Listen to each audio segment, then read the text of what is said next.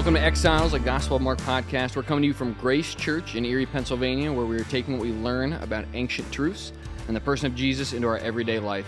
You can check out who'sgrace.com/Mark for the sermon and the resources that we're using for our conversation. Thanks for joining us today for Season 4. This section of Mark, the narrow path, is going to take us through all the way through the end of the year. We're following Jesus as he turns towards Jerusalem and his eventual death and crucifixion.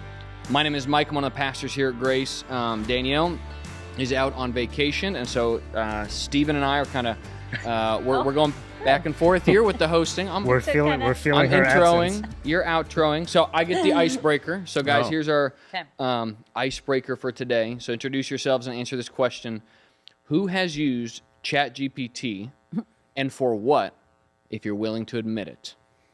A little bit of confessional time, or just a fun story. ChatGPT. I think Sarah should go first. Hi, I'm Sarah. Hi, Sarah. Hi, Sarah. I just found out about ChatGPT 5 minutes ago. And Never heard of it. So that's no. She's not Nope. lying. She's Like, not lying. didn't She even was really pop shocked. up on social media or anything. No. So is ChatGPT a part of AI? Is that what you were saying Oh earlier? my goodness. The question itself. Part of AI. Yes. Or Yes. this is like really shocking because I feel like I'm in the know, and this was very humbling. You are not. I am not. No. So The whole world is talking about OpenAI and ChatGPT. Actually, the world was And I'm talking like, about "La, la, ChatGPT. la." We moved on. 2 years Like, ago. yeah. I'm very much in Sarah's world when it comes to it. Apparently, Great. just love it. So I will love to hear all about it. Okay, so your answer From is not used 5 it. minutes ago. So Great. yeah, That was my ChatGPT launched November 30th, 2022. I've been really busy. She's got some fitness goals. She's been distracted for 2 years. So you have to tell me what it is. Okay. Well, Or what I'm is that? very, I'm very familiar with ChatGPT. Oh, yeah, probably. I use it a lot. I mean, it does a lot of cool things, but mainly I use it every single night. And Excuse me? It'd be funny for you to guess for what purpose or reason. But I sit in bed with the kids, and I ask it to write me a bedtime story. Get out. So the prompt is, tell me a bedtime story about Marlo and Soren, and then the kids get to fill in the blank. That's Do a you great have idea. Do you have a funny, like a real good one that Is it different? Like Well, that they you pick- guys. Yeah, so I mean, we can keep talking. I'll find it, but Well, just since you put in that you use it at night, I just put into my ChatGPT right now, live. I asked it for a 2-sentence romantic statement for your wife at night. Here's what it came up with for you. Okay. Ready? As the night settles around us, I'm reminded of how deeply I cherish every moment by your side. Whether in the quiet stillness of the busy chaos of life, you are my heart's calm and my constant joy, and I fall in love with you more each day. Okay, can we talk about the voice that you just? Oh, well, yeah. You, you just had to bring in. ChatGPT has an intonation as well. Like he was. You didn't know that, Sarah? they're So do I obviously just- they're reading my diary. I mean, Do I just go to a website Uh-huh. and just go Yeah. to Chat? Like, can I just go to Google and Wait a be minute. like, ChatGPT? We are really. Ben could really make use of this. We're really ripping the rug out I from under know. him. Ben. oh, sorry, Ben. Shoot. Yeah. Yeah, ChatGPT. he would have And had her I can full just- for like 5 more years. There's still time. There's still time. This is there's- gonna come and go in her, right? You're not gonna It's be. just Listen, if he Unlimited pulls, access, if I he can pulls just go these on. 2 sentences out tonight, you'll know.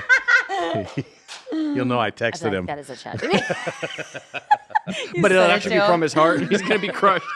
Do you? So here's the bedtime story. Tell me a bedtime story about Marlo and Soren going to Marshmallow Land, where the giant s'more monster lives. That's great. And then Here's the story. there's the story. wow. Yep. Give us the Oh, it's give like us a the nice happily ever after little- last paragraph.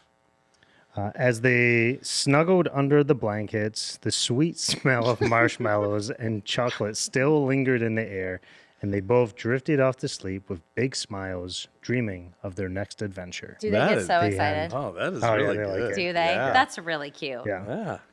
yeah. Okay. So I have no little kids in the house. Hi, my name's Derek.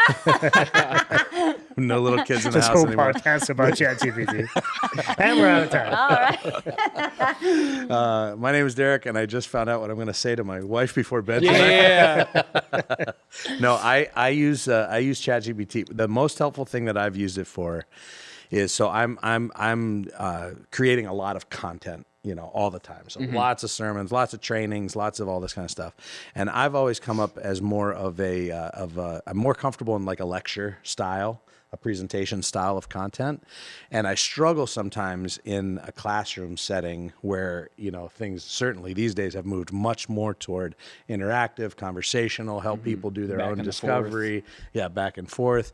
And so I found it very helpful to plug in my content that I would normally lecture and say, turn this into a 20-minute discussion. What are 3 discussion questions that would help students discover this truth on their own?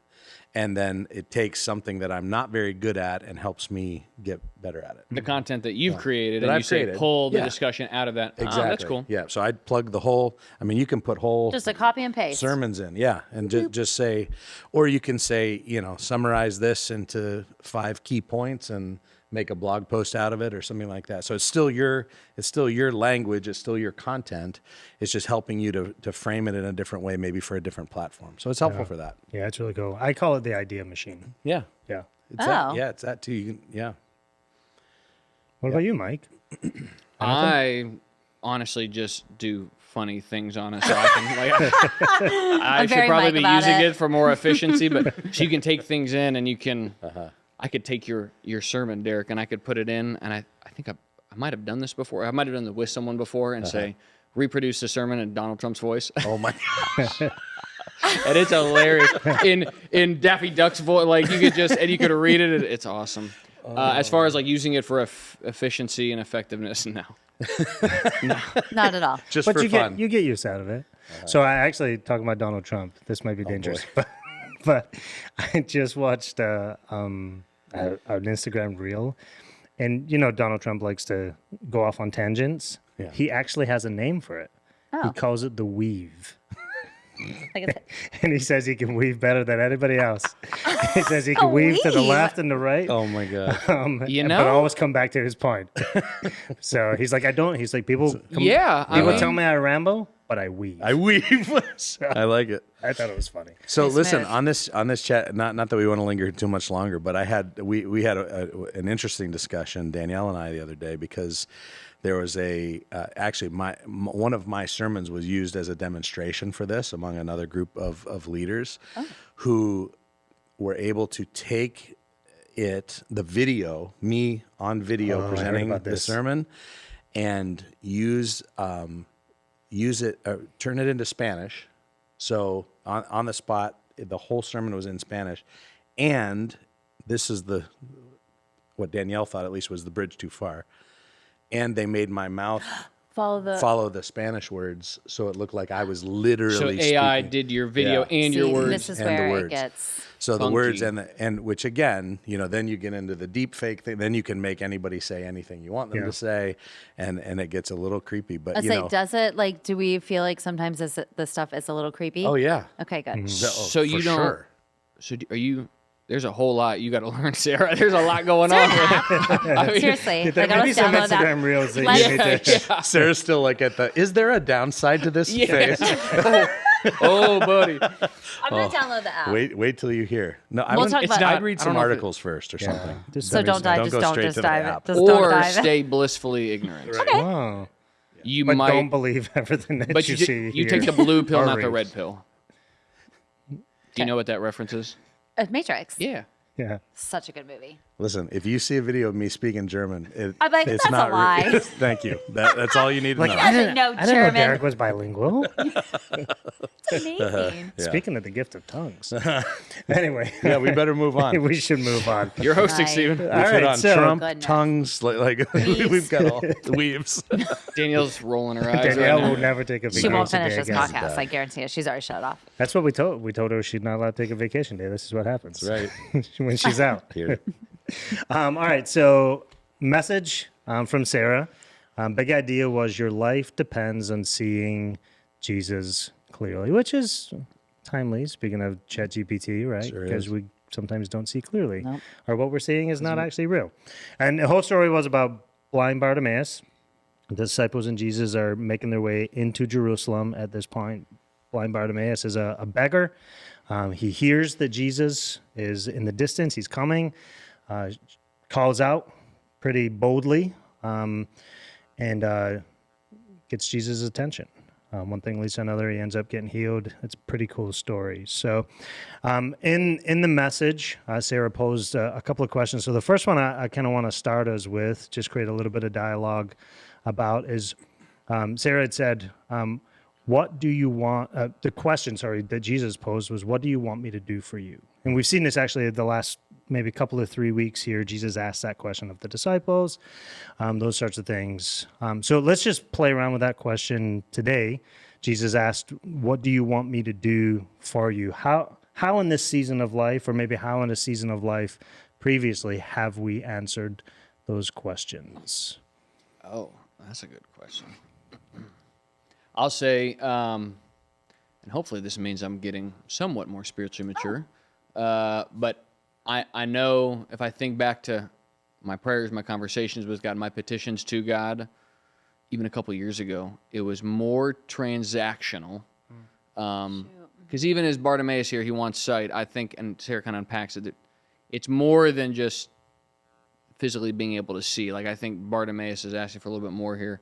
I know my petitions have been more, not petty, because I don't think that's the right word, but more me-focused, maybe, I guess, or transactional, I think, and hopefully, as I've continued to mature and slowly but surely grow to look more like Jesus, it becomes less, still ask God for things, but it's less about me, or if it is, I'm not the main character in the ask. There's more of an outward focus to it, I hope. Yeah, what I thought was interesting is that, Bartimaeus responds and says sight, obviously paraphrasing. But I like what Sarah said. She said that, ironically, he is the one that's seeing clearer than anybody else, that he's asked those questions, like he asked James and John that question. And they're like, who's going to be greatest in your kingdom? Or we want to sit in your left and your right. And so I thought that was interesting. What about somebody else? I'm trying to think more practically. Like, I'm trying to think. Sorry, I'm not close. I got yelled at last week. Yelled at? Well, I was not yelled I at. always I give the was. look. He was like up to the microphone. I was like back there. Got like it. one. Anyway, I'm trying to think this more practical. Like, if I was face to face with him, like he was, and he asked me that, what would I say? Like right now. I feel like that's just such a big ask. Like, I could ask for anything. What would I ask? I don't know. I don't know where. I think there's certain things in my life on a personal aspect that I would want answers to. Like, is this going to resolve itself? What can I do about this? Like, can you fix this for me? Like, is this something that you can fix? Because I'm tired of like dealing with this scenario in my life. Yeah. So I think we should be more practical like that. Like, if he was looking at you, the fact that the first thing he saw was Jesus, like that, he's right there in front of him. So that's cool. what would it be? What would your answer be if that was your situation? Like, he was right in front of you asking you that. And I think it's really profound just to think about the idea of Jesus asking that question. Yeah. Of 'Cause he already knows. him walking up to a person going, what do you want me to do for you? Like, it's such an honoring question because he's not just imposing him. He's not, he like you said, he knows, but he wants you to be part. It was almost like he was inviting Bartimaeus to be part of the miracle. Oh, We're going to do this together, kind of thing. Which, even though he had the power of the universe at his disposal, he included him in that very interesting way. I think too about, like, if I were to flip it, and I don't always like to do this, but to flip it around and go, so Jesus is walking down the road, and he's willing to be interrupted by this man who is in desperate need. And so he stops and he looks and he asks that question. And so I think, you've asked the question about putting ourselves on the receiving end of that. I almost want to go, how do we be more like Jesus? And to go, are we willing to be interrupted in that way?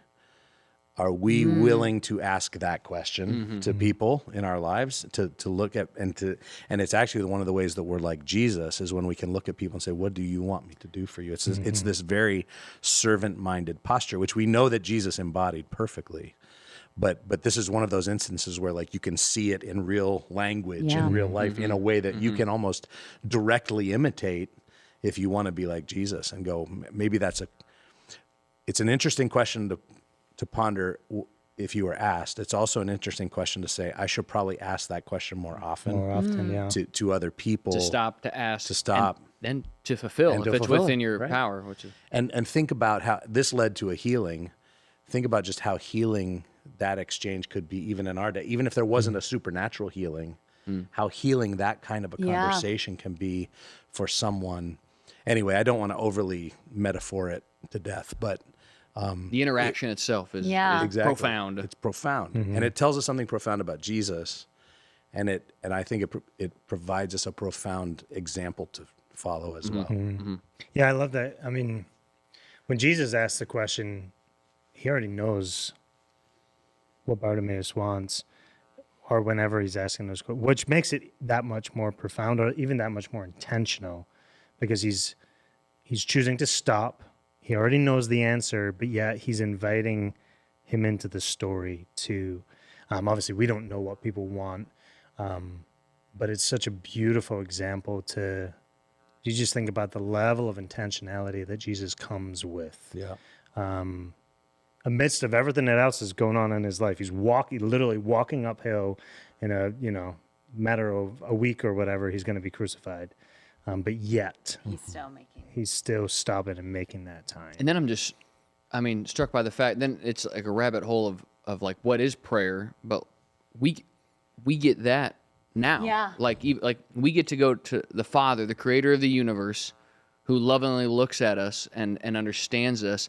Jesus is at his right hand interceding for us, and the Holy Spirit is within us, groaning and speaking on our behalf. It's like that interaction that Bartimaeus had. Yep.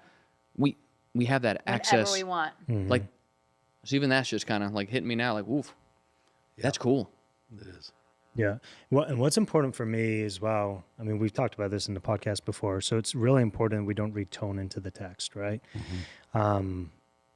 But so often I do, and I think when I hear a question like this, I hear it as a inconvenienced father. I did this thing. Yeah?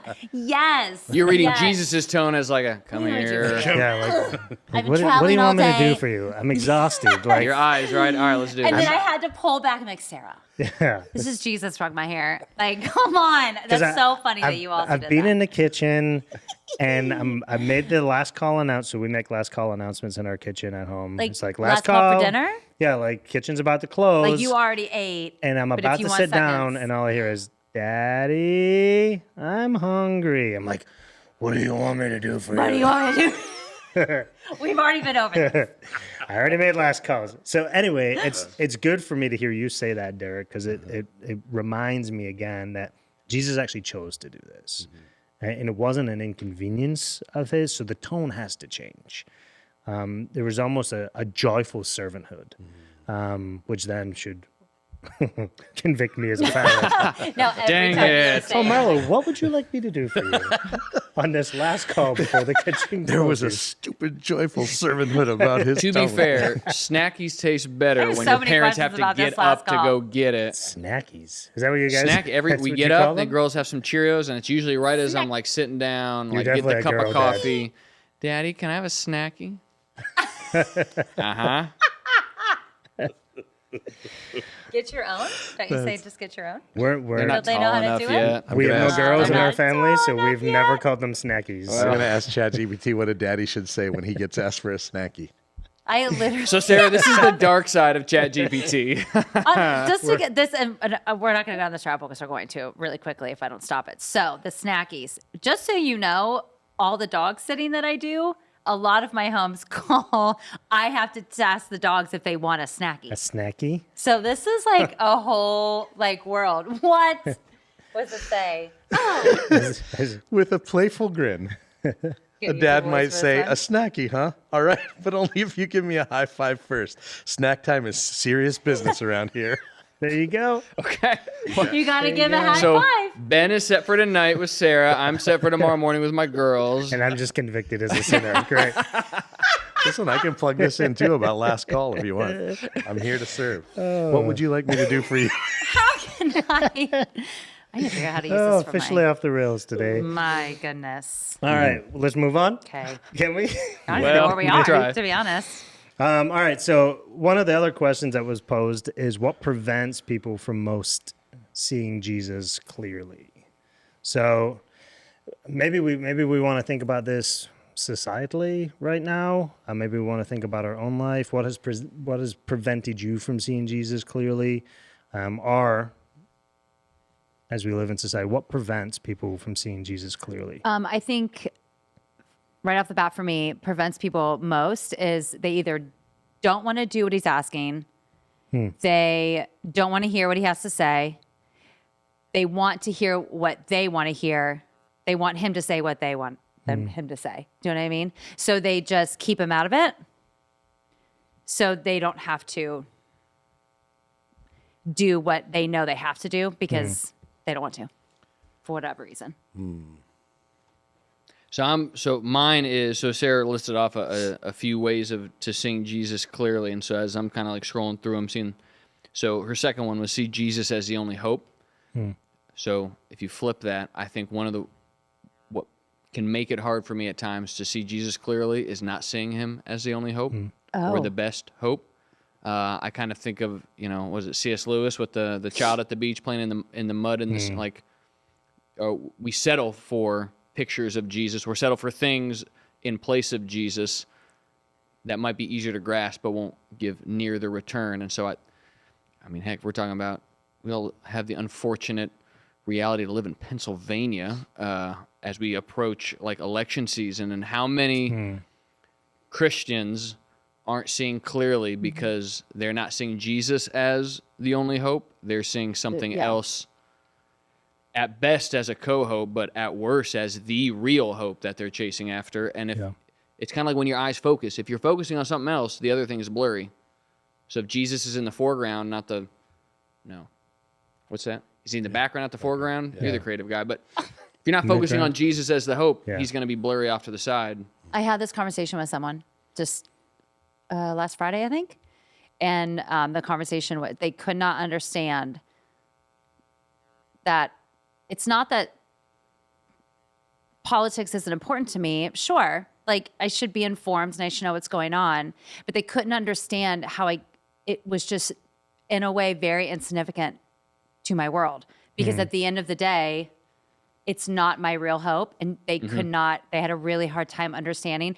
And we had a really great conversation, but they were actually trying to push for me to pick a side. Like, no, you have to. Or you like, how are you able to live? Like, they just could not understand that you can just be at peace with whatever happens because I have Jesus to pay attention to. Real hope. Yeah, it's a very real thing.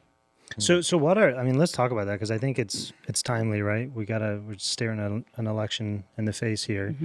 Like, what did we do with some of that tension? Because it is maybe the thing right now that is preventing people from seeing Jesus clearly, especially in the Christian world, in the last few years. So, I mean, what are some tools? How do we balance that? Some antidotes, if you will. Do you mean like while in the conversation? Yeah. Or just in our lives. I mean, how do we navigate that with people who? How do we guard ourselves from that? It's not getting sucked. For me, it's not getting sucked into the. Okay. Yeah. I mean, we've talked about this ad nauseum, and like it, Derek, you constantly like preach about this, like fear sells. Yeah. And we are just oh my goodness, overwhelmed with fear, bombarded, especially now. I hate going to my mailbox. I hate when a YouTube like ad comes up. It's going to be garbage, and it's all fear based. It is. So and it would be easier to succumb to the fear than it is to hold on to the hope. And so, I mean, I just try to not get sucked into the fear mongering, because that will cause me to lose my focus on Jesus and focus on, well, if that's the fear, what's the antidote to the fear, the lesser antidote? Yeah. I think it makes an impression too if you're in that conversation and you're staying calm and even keel and you're presenting Jesus to the table. That impression's being made as this person is able to just stay in this space of like calm and have like a lot of hope. And I think that makes a big impression as well. Like, you're right. Like, if you get all wrapped up and get all intense in the conversation and start spitfiring at each other, you're not making an example of. Because what is there to be fearful of? Correct. It's Like, also temporary. And I will none of not it's fear. gonna You are matter. with me. You're riding your staff. You're comfort me. Like, so there's no reason to get wrapped into the fear, wrapped into the whatever's getting sold our way. Yeah, and I think what matters. Sarah said a minute ago too is just so it's so true that like it's not just polarization. Like, we've always had polarization in our country. The thing that's happened is we're not witnessing the morphing, not just polarization. We're witnessing the morphing of politics into a religion. Yes. So that what you just described is that is the framework through which this person sees the world. Yes. So they can't even comprehend that you wouldn't come down on one side or the other, because what more is there than these two sides? You know, and so There's nothing else, it's yeah. become it's become a religion. It's become the very thing that I'm going to live or die for. And you know what we're expressing here is just this idea in the scriptures that we are part of a different kingdom. Like we're Yes. and America, as incredible of a country as we live in, and it does have Christian roots, and like all of these things are true that people claim, it still is in the scriptures this foreign land that we're just passing through. Like this is even though it's a great Christian nation, And we where can love it, we can be we can patriotic, love it, we can- and defend it, all the stuff, but it's still not our home. And we still have a greater home, and we are citizens of a higher kingdom. And so part of it is, like you've both said, is just not getting sucked into that framework that says this is the only thing or this is the main thing. And, you know, there's this whole mantra right now that you talked about fear. I would even go one step further into outrage. That and there's this mantra that if you're not outraged, you're not paying attention, right? So it's like, and then it's just educate yourself, and once you do, and so there's this like call to activism, that you have to be an activist for one side or the other, or you just don't care enough. And so the problem isn't just fear, and it isn't just anger, because anger is this emotion that actually shows that I care, you know, about something. But it's when you add disgust to the mix, it becomes contempt. And that's what we're seeing today. Is just, They were almost scared for me that I Sure. didn't have, like it almost made them very unsettled that I did not have a side. like a deep conviction on one and side. and and I will make a decision the day of. Yes, I'm doing my research, I'm doing my reading. It's not a topic of conversation I get myself into, but if someone wants to talk about it, fine. But at the same time, like, it really bothered me. But I need to preface this though. This isn't the first conversation that this person and I had. I see this person on a regular basis, and we have had conversations before this.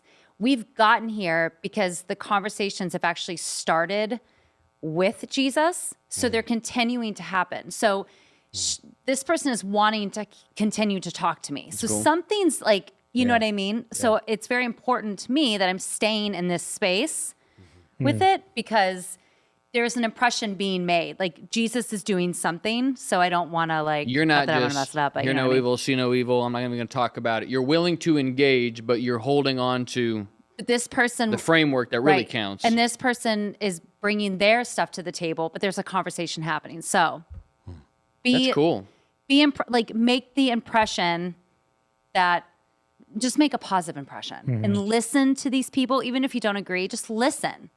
Yeah. And I think that the first question that you started with, Stephen, was just like, you know, what do we do with this? Because I think, you know, as we talk about fears, we talk about angers, we talk about outrage, activism, like this is the cultural context in which the church exists. And so we can't, like you said, you know, just la la la la la, ears. plug your ears and pretend it's not happening. But my take always has been, let's not declare war on the other side politically. Let's declare war on contempt. Yeah. That says the other person who doesn't agree with me is worthless and needs to be silenced or put down or whatever. And it's like, it seems like that's what Jesus was declaring war on. And like his solution is love your enemy. So even if you would call that person an enemy, we're still called to love them.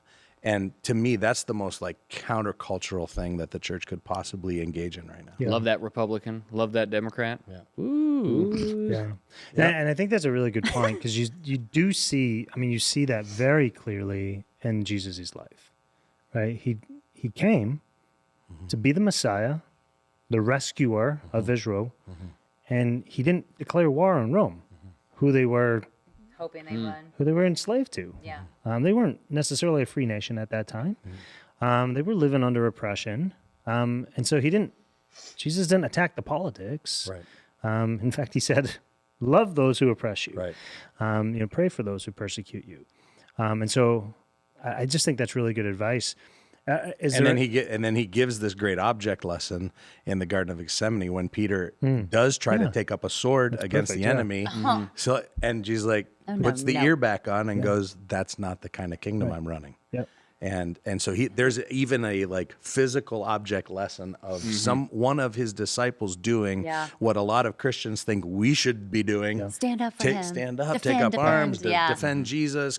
Even if it comes to violence, it's fine. It's worth it. The end justifies the means or whatever. Jesus shows us exactly in an actual incident that you don't do that. So I don't know. I cut you off. I'm sorry. That's great. So I guess in my head, I'm just thinking, we talked about, maybe fear. We talked about contempt. Looking at things through the lens of this is not our home, we're citizens of another kingdom. Are there any other, I guess, accountability metrics or lenses that could help us identify we've moved into an unhealthy season? Because I think we really need those tools in our toolbox. I would say evaluating our closest friend circle.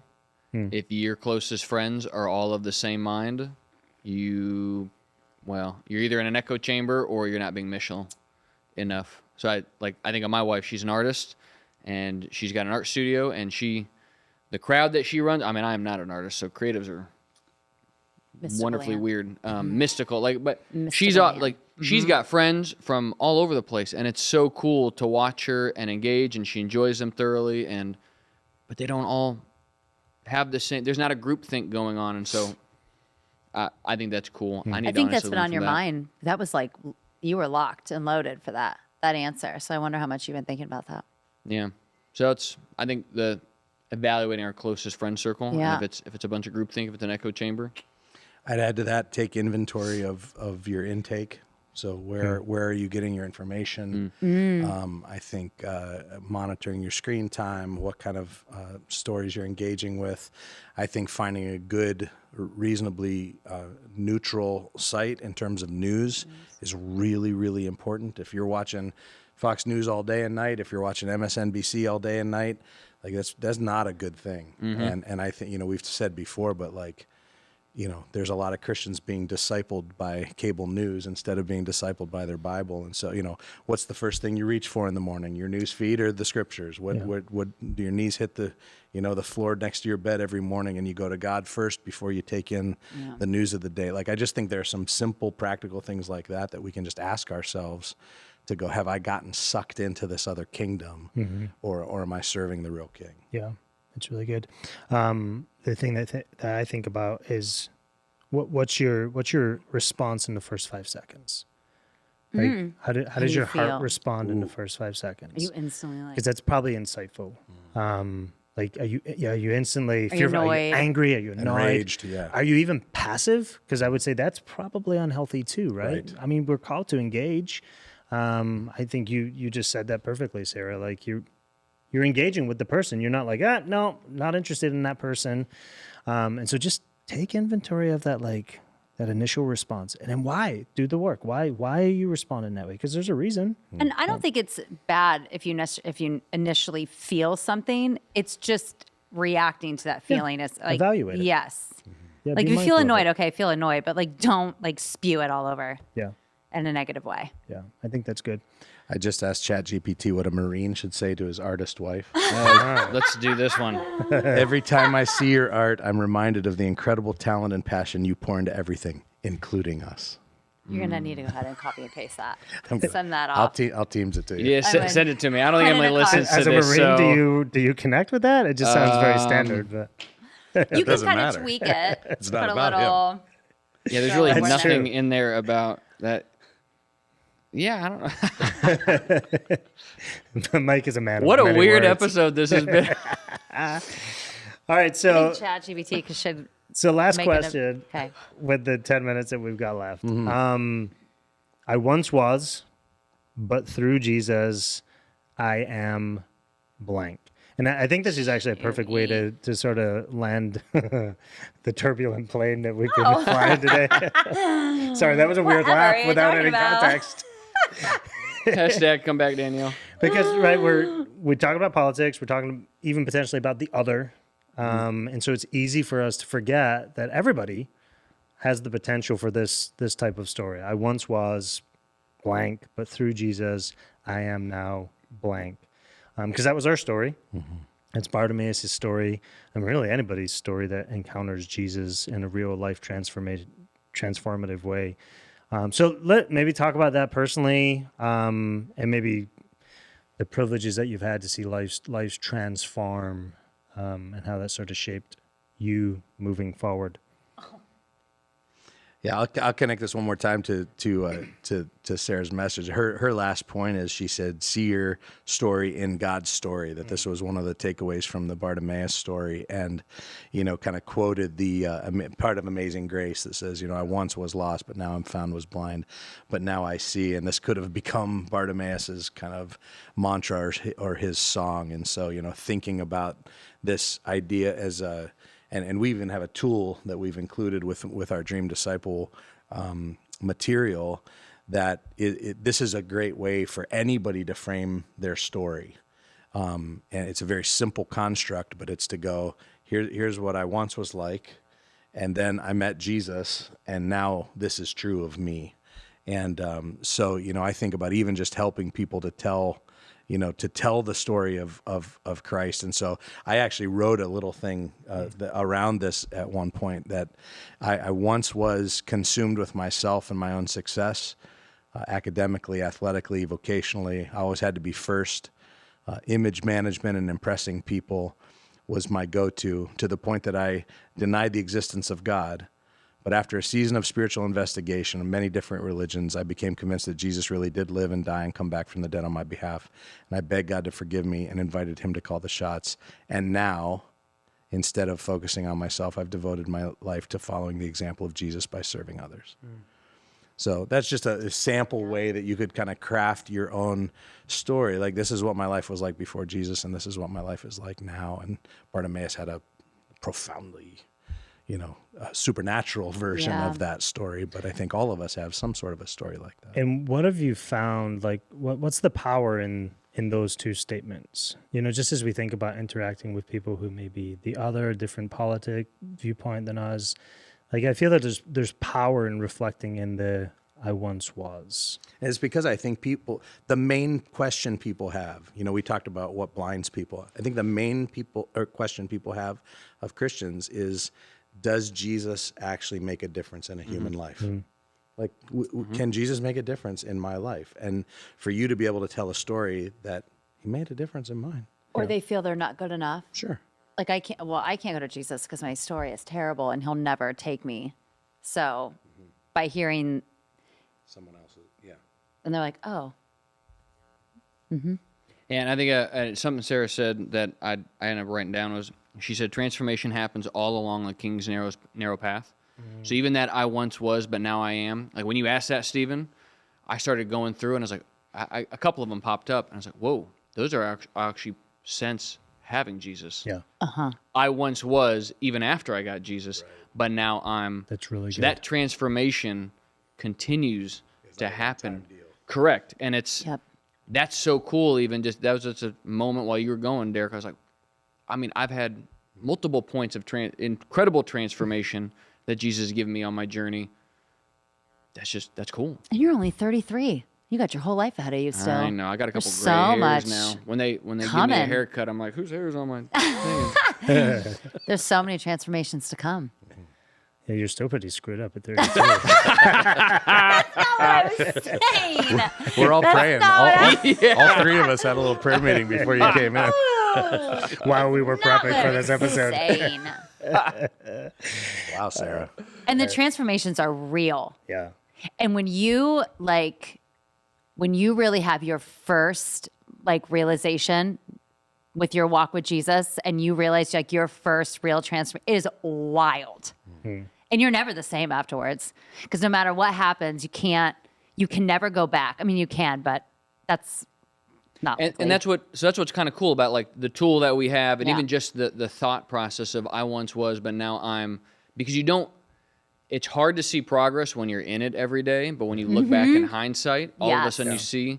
So I mean, that could be something for everybody listening, just practically, just to go through that statement in your head. I once was, but now I'm, and then just let God overwhelm you with, look at where I brought you. That's so good. Yes. Now imagine where we're gonna go from here. That's a cool, Yes, it is exciting so- thought. I had a privilege of discipling somebody a few years ago now, and this guy just had a crazy story, just crazy things. He was in a car accident, had a brain injury, told he was never going to be able to have or never be able to live independently. He was always going to need some sort of care. Long story short, is he's now married, lives on his own, works, the whole thing. God just did a miraculous job on him. But in the early stages of that discipleship journey with him, he would come in and he'd beat himself up. I did this again. And we would always take time monthly to go, okay, well, let's reflect on how far you've come. Mm-hmm. Yeah. Let's look back the last 2 months. What were you doing 2 months ago that you're not doing now? How has Jesus been transforming you? And it was just by God's grace, it was just such a liberating tool, hopefully for him, just to see him. But I love that you said that, Mike. I think that's so helpful. And I think it frees a lot of Christians up too, because we have a tendency to just think about the before Christ stories, like here's who I was, but we don't necessarily think about the AD redemption stories, that we're saved, the after Jesus, but he's still working. And you're still going to screw up and you're still going to do stuff, but your whole outlook on it is just very different. You let him just take over. I've done this thing. I'm realizing this is happening, but there's this hope, if we want to go back to it, there's this hope and realization but it's going to be fine because he's going to change it, because you rely on him to do so. Because that question still remains, what do you want me to do for you? Or however it was asked, what do you want me to do for you? Yeah. And it's that joyful fatherly ask, like I ask my kids when we're making dinner at night. Or how we're going to ask our kids. Sure, more chicken nuggies. Nuggies. Do we not? You But didn't. wait. We're a boy house. We live different parenting lives, 100%. So if you're last call and they're like, no, I want IES at something, the they end can of have it. Everything. well, it depends what it is. But yeah. Sarah, I asked ChatGPT, what 2 sentences would you say to someone who's never heard of ChatGPT? Oh, okay, great. And? It said ChatGPT is an advanced AI that can have conversations with you, answer questions, and help with anything from writing to problem solving. It's like having a smart assistant that can adapt to whatever you need, whether it's for fun, Mike, for fun, learning, Or Derek, work. or work, Stephen. Wow. So if I can't find a spot for you on your calendar, can ChatGPT do it for me? I mean, maybe. Motion can. Search Motion, there we search go. motion. I use motion. I cannot find a spot for prep. Please. It'll find a Please spot help for you. me. ChatGPT. And one day we'll all be slaves to AI. So And assistance will no longer be needed. And we'll listen back to our laughter So about sad. it. Remember? Oh, ChatGPT. It You're was so such a fun. great We tool. were It's so so cute. cute. oh, now there's Skynet. Great. Terminator, Skynet, right? Yeah. Okay. All right. Well, on that note, guys, this has been fun. Something. Is that the word for it? If you still want to listen after this episode, you can like and subscribe. come back. You can share this. If you have any questions also, you can submit questions at info@whoisgrace.com. We would love to hear from you. If you hated this episode, we'd don't tell love us. to hear that too. So we could beg Danielle to, Email is Stephen at It was great. with a V. With a V. With a All right, guys. Well, this was fun. Yeah, it was. There's something. V. Bye. Bye.